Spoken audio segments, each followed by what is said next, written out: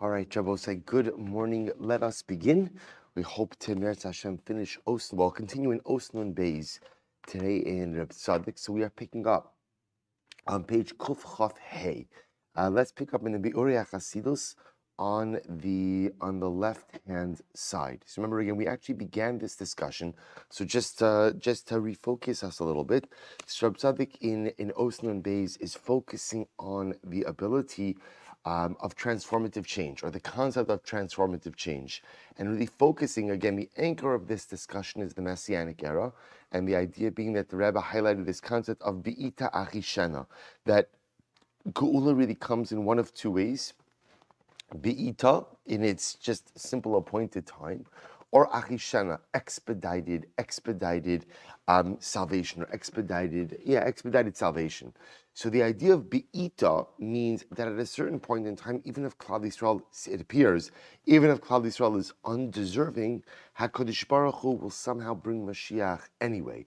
But then what Hatzaddik was really highlighting was, it's not really the way that it works. In other words, that Be'ita means even if Klal Yisrael is undeserving right now, there'll be some type of transformative change which will make Klal Yisrael deserving. So interestingly enough, so Hatzaddik was then focusing on this idea of how do we see that level of change?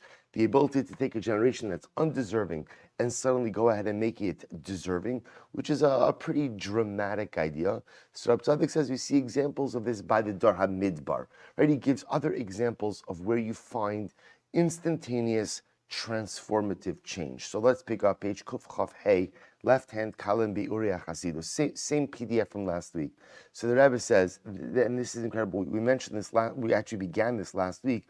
The Rebbe says, lest you think that this concept of transformative change is impossible, remember I will say again the example that he brought from the Gemara Maseches Kiddushin, HaMekadesh Ha'Isha Almanas Shani Tzaddik Gomer, right? If a man says to a woman, become Mikudeshes to me on the condition that I'm a Tzaddik Gomer, I'm absolutely righteous, the Gemara says, Mikudeshes, she is betrothed to him, even if he is Mamish Rasha.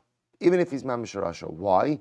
Shema hear her tshuva belibo. Because ultimately, maybe he did tshuva. Maybe he did tshuva. And Hatzaddik says, you see from me, now what do you mean maybe he did tshuva?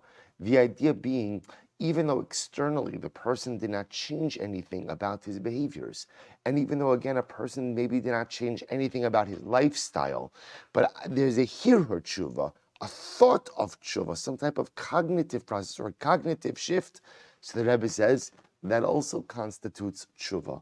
So you see from here that transformative, instantaneous change can take place, because often the greatest tshuva is not even something that occurs behaviorally, but the greatest tshuva is the type of tshuva which occurs with a mindset shift, or a shift of a reorientation of the way one thinks about themselves, the way one thinks about life. So the Rebbe goes on about saying this is a truly beautiful piece. He says, "V'harei anu b'nei Yisrael shel kol hadoros mevakshim me'Hashem Yisbarach hashivenu Hashem elecha v'nashuva hashivenu Hashem elecha v'nashuva v'gomer." So he goes to the pasuk in Eicha, and the pasuk in Eicha says, "Hashivenu Hashem elecha v'nashuva." Hashem, bring us back to you, and we will return. Bring us back to you, and we will return. So we'll say we know the deeper meaning of this pasuk. The Rebbe says, "V'hu yachol la'orerenu l'shuv b'tshuva shlema b'rega echad." What Klal Yisrael says to HaKadosh Baruch Hu is, Ribono shel olam, we have so much difficulty doing tshuva, so much difficulty coming back to you, but you could bring us back. You could awaken us to tshuva in a moment, right? It's a very strange pasuk. Hashivinu Hashem elecha v'nashuva. Hashem, you bring us back, and we'll return. What does that mean? What does that mean? What we're to a certain degree doing is we're shifting the responsibility of our tshuva to the Ribono shel olam. Kadosh Baruch Hu, you know you could inspire us, you know you could awaken us, you know you could bring us back to you, and if you would bring us back to you, we would do everything we're supposed to be doing. So why don't you just go ahead and do that? It's an incredible chutzpah, but it's incredibly profound. V'hu yachol lo ein lashuv b'tshuva shleim b'rega echad. Rak shashem yizbarach tzavach, page Kuf Chaf Vav, al b'nei Yisrael. But yet the Ribono shel olam, he screams back, so to speak, right? He calls back and he says, according to the pasuk in Zechariah, Shuva elai nu'um Hashem tzavakos va'ashuv aleichem. HaKadosh Baruch Hu says back to us, Shuva elai, you come back to me. You come back to me. So there is this not tug of war is the wrong word, but there is this tension between HaKadosh Baruch Hu and Klal Yisrael. Klal Yisrael says to Rebbeinu Shem, Hashivenu, Hashem Elecha v'nashuva. God, it's your responsibility to make us do tshuva. Bring us back to you, and you'll see that if you awaken within us the spark of tshuva, we'll do great things. And HaKadosh Baruch Hu says to us, Shuva Elai, what do you mean I should bring you back to me? You come back to me. You have Bechira, you have free choice, you make the decision to return to me. So look what the Rebbe says. Umistama. So we'll say. So this, of course, if you take a look at footnote Kovav, this is very beautiful. He quotes over here the Medrash. The Medrash says, Amra Knesset Yisrael Fnei HaKadosh Baruch Hu Ribbono Shel Olam Shalchahu Hashivenu. So the Medrash says, Klal Yisrael says to HaKadosh Baruch Hu, Ribbono Shel Olam, we belong to you. We belong to you. So because we belong to you, Hashivenu, bring us back. Bring us back. Amar Lahem Shalachemihu. Shene'emar Shuva Elai Nu'um Hashem Tzivakos Va'ashuv Aleichem. And HaKadosh Baruch Hu says, no, you belong to you. Let's say, you hear this? We say to HaKadosh Baruch Hu, we belong to you, right? Or the power of our tshuva belongs to you. And HaKadosh Baruch Hu responds to us and he says, no, the power of your tshuva belongs to you. Amra lifanav Ribbono Shel Olam Shalchahu Shene'emar Shuvenu Elokei Yishenu Lekach Nemar Hashivenu Hashem Elecha v'nashuva. So this is just the tension between HaKadosh Baruch Hu and Klal Yisrael. So it says that I have something so fascinating. Umistama Kishiagia Zman Hageula Bedar Garua Mod Ad Sheyihya Kulo Chayiv Kidalel. So let's say, remember again, going back to this messianic tug of war. Be'ita achishana. So achishana, expedited salvation, occurs if the generation deserves it.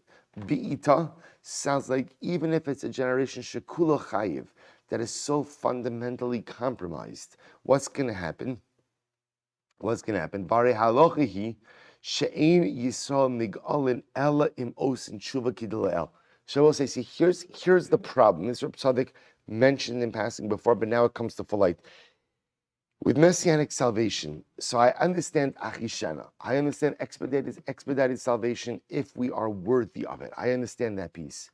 Be'ita sounds like that even if Klal Yisrael doesn't deserve it, there's a certain what's the right word? There's a certain time by which Mashiach has to come no matter what. There's like what's the right word?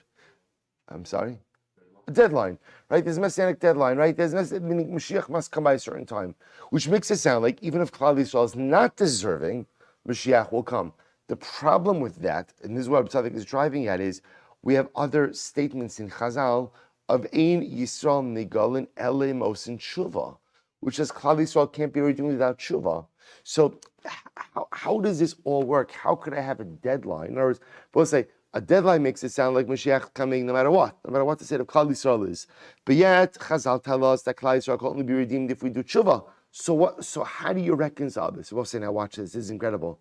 So Hatzaddik says, it has to be al karkach sheyihya az matzav shall didan natzach. The only way to reconcile these concepts is if you say, we win. We win. What does this mean? Shalanu natzach kilomar shekneses Yisrael tinatzeach keviyachol as HaKadosh Baruch Hu bevakashasa hashivenu elecha sheyihya gam ha'esarusa l'tshuva me'Hashem Yisbarach.